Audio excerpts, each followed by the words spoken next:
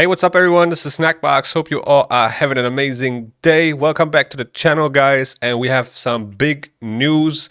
We got big rebalances coming up, and this one hits two very different champions. So for one, we have GHAROL Bloodmaw, one of the most underwhelming mythicals. Some say it's the worst mythical in the game, and she's getting a major value buff in both forms. And the other one is Bambus 4-leaf.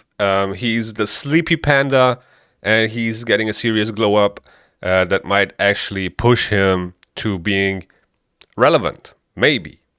So let's break down what changed, why it matters, and where these champions might actually shine after the rebalance. We're gonna start off with GHAROL Bloodmaw in her base form, which is HP based, and it's kind of like a tanky control type champion or form. So the A1 is called Foe Crusher, and before this skill, before the rebalance, this skill was fine, I would say, but now it's much better, and I'm going to explain why. So now it actually removes all buffs from the target instead of just shield buffs. Okay, so this is already a big increase of value on this A1. It's still a single target attack, but that's fine. Then increases the cooldown of a random skill on the target by 2 turns, even if this attack lands as a weak hit. So not only do you have a guaranteed lockout on this A1 on, one skill on a random skill, she will also do it when she weak hits, which is absolutely amazing in my opinion, okay? And this damage of this A1 now also scales with attack. So not only does she get a lot more utility here, she will also deal a lot more damage because now we have another multiplier. And there are not many champions that scale off HP and attack. We have Rotos, we have He-Man. Rotos is probably the oldest one. We also have champions like a Husk that has one skill that is scaling off attack, and another skill that is scaling off HP. And GHAROL was kind of like the same thing, just a mythical version. Her first form was based on HP, but now it seems like her skills are scaling from both. So this is pretty amazing, and will boost her damage, hopefully. All right, let's move on to the A2. The A1 is already very strong in my opinion, especially with Mercurial gear coming up, right? Lockout is becoming more valuable, and yeah, this is a very strong A1. Now the A2, Hammerquake. This is a massive control upgrade here on this skill. She will place now a provoke on all enemies for 1 turn that cannot be blocked by block debuffs, and will also place if you weak hit, which is massive. So she, GHAROL doesn't care about weak hits at all with her skills. Seems like she will place her debuffs and do her stuff even when she weak hits. So this is absolutely amazing. Definitely a solid rework. Then she will also place a protected unkillable and a counter attack buff on herself for 3 turns. This is massive. It's so hard to deal with unkillable. Only a few champions can do it. And having this buff being protected is busted, okay? We kind of have a similar thing going on Leo. And if you don't have a way to strip that unkillable or control him, it's very hard to get rid of him. And there's a nice synergy with the counter attack and the A1. You put the enemy skills on cooldown, and at the same time you have a 3 turn unkillable. Very nice. And this skill also scales off attack, same as the A1. So yeah, like I said, not only a lot more utility and survivability, also a lot more damage. Now the A3, Bonded by Blood. This skill went from solid support to top tier sustain skill, in my opinion. Instead of just removing block buffs from all allies, it will now remove all debuffs. So a full cleanse, and then she will place a ally protection, okay? And why is this good? Well, if she has the unkillable on her and the counter attack, Now she can also cleanse and place ally protection on everybody, put out damage mitigation. Herself cannot die because of that unkillable unless you ignore it.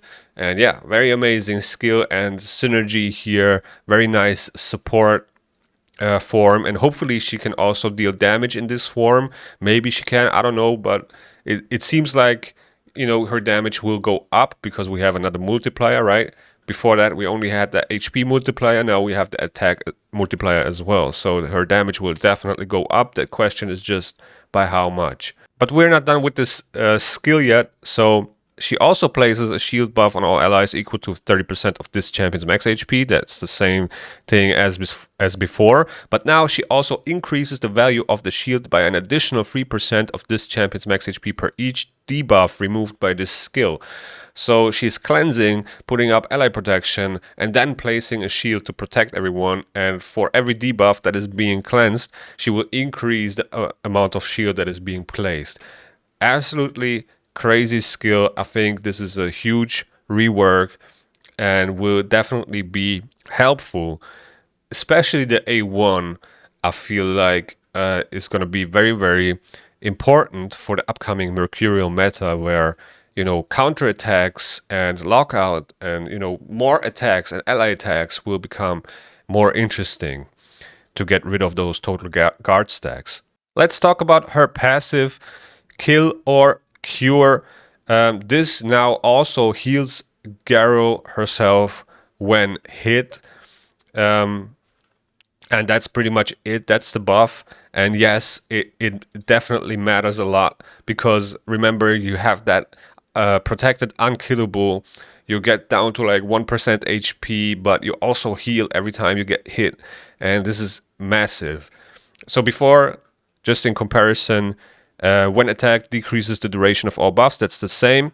And also heals all allies except this champion by 50% of the damage taken whenever this champion is hit. So like I said, now you don't only heal the allies, you also heal GHAROL when she gets hit. I think this passive matters a lot and will be very helpful. Now, the base form GHAROL is now definitely a top tier Hydra Provoker PvE tank, Faction Wars hard tank, with much better survivability, control, and damage scaling. But I can also see her being a very, very annoying control or tanky champion in the arena.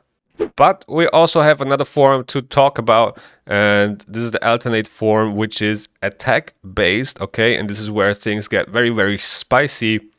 For the A1, we have the Magma Slam, and this is an AoE attack and has a 20% chance of repeating the attack. Now, after the rebalance, it will have a 25% chance of repeating the attack and will also ignore block damage buffs.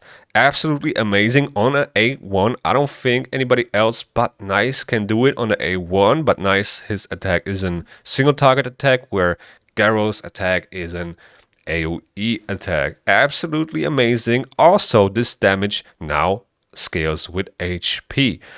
And if you go through all these skills, you can see all these damage skills are scaling with HP now, which is massive. This will be a huge damage increase, hopefully, but it's very promising, and you don't have to worry about whether you're gonna build her with HP or attack. Now you can stack up both and deal damage. Okay, so she will benefit from both stats, which is definitely needed on champions like this. You can't have one form scale of one stat and the other form scale of another stat. Then you kind of like have to decide how are you going to build your champion. If you build your champion this way, then the base form might be useless. If you build your champion that way, then the other form will be useless. So you're not forced to decide. Now, obviously, there will be a better way to do it depending on how the multipliers are placed. Normally, the best way to build your champions is if you look at the multipliers up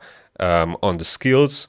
Let's say, for example, let's take a look at He-Man, and he has attack times HP, so attack will be the most impactful stat on his damage, okay, and then HP. So his primary stat is attack. So yeah, this A1 makes GHAROL way more threatening to stall comps. Okay, we have Neve with block damage, Odin, and so on, and an A1 that ignores it with an AoE attack. Absolutely amazing. Then we have the A2 Calamitous Maul, now scales harder based on buffs on GHAROL, buffs on the enemy, and ignores up to 50% of the target's defense if GHAROL has more buffs than the target, and she places buffs on herself in her first form.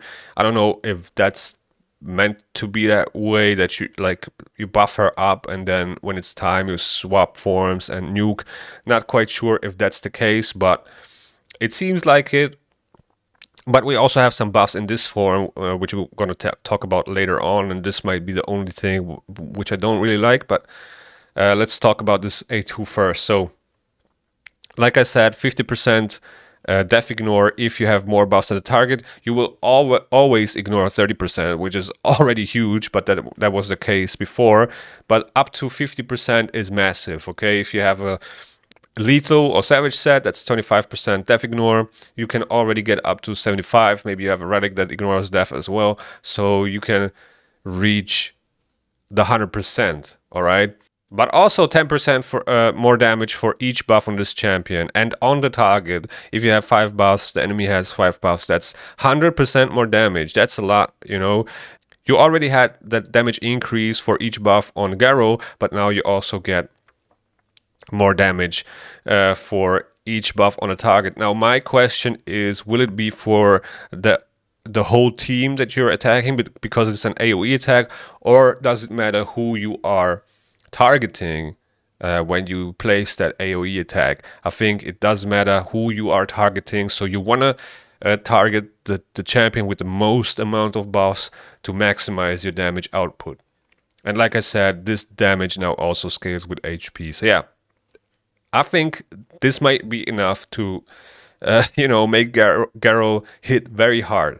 I think it might be enough, guys, but we gotta wait and see some testing on the test server, and hopefully content creators have accessories this time on the champions, and maybe use a soul and a relic. That would be cool to see what this champion can achieve and do. That would be awesome to see. All right, now let's talk about one of the passives. We actually have two now, kind of, or not really a passive, but we're going to talk about it in a second. So the passive is Crimson Haze, and before the rebalance, whenever an ally attacks, this champion has a 25% chance to team up with them and join their attack. Damage increases as a champion's HP decreases by 1% for every 1% HP lost. Not bad, but now it's getting even better, okay?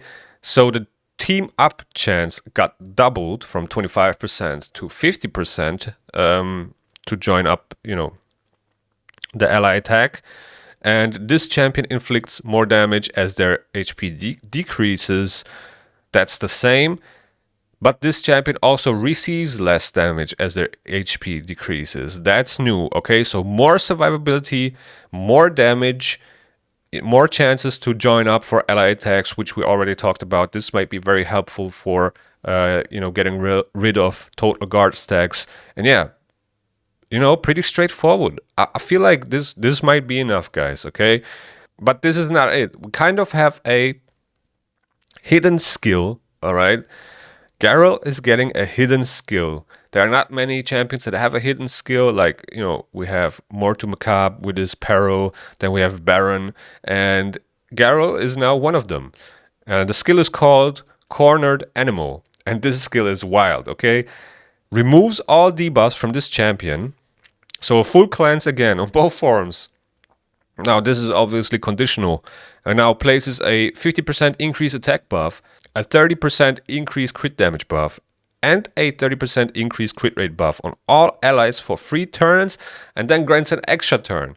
This skill unlocks when this champion has 3 or more debuffs, or when this champion has 50% or less HP. So yeah, massive skill. Unfortunately, this is a hidden skill. I wish it wasn't. I wish you could just swap forms, use the skill, buff up, self-buff, get an extra turn, nuke. That would be amazing because a lot of champions, a lot of mythicals are doing exactly that. But seems like she has to have 3 or more debuffs, or, get her HP bar below 50%, and then you can do it. So yeah, I don't know about that one. I don't know if I like it or not. That's the only thing where I would say just give her that skill. Just let her use it. But maybe it would be too OP.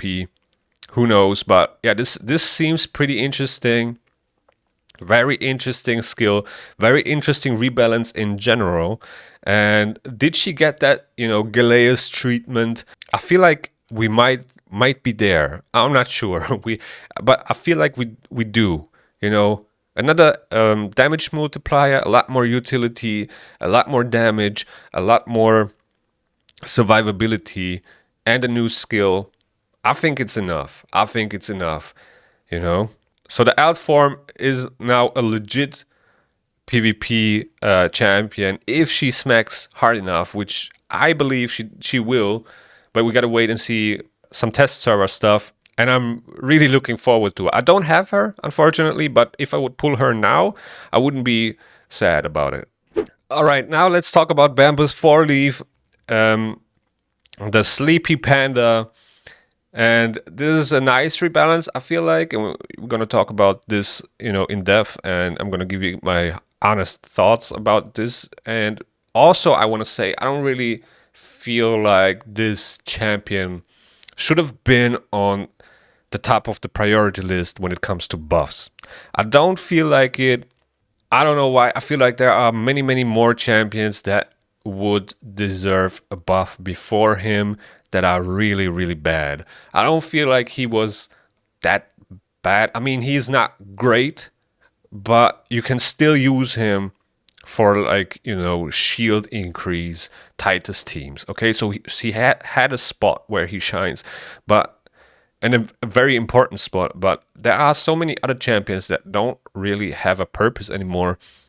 Once you get other champions, they got power crept so hard that they are just so bad now, and they really need a rebalance and update. And I feel like this was not one of them. But anyway, let's talk about it. This champion has a lot of text, but it's not really that complicated. So his A1 Bamboo Splinter, his chance of placing the decreased speed goes up to 75% now, and can be probably booked up to 100%.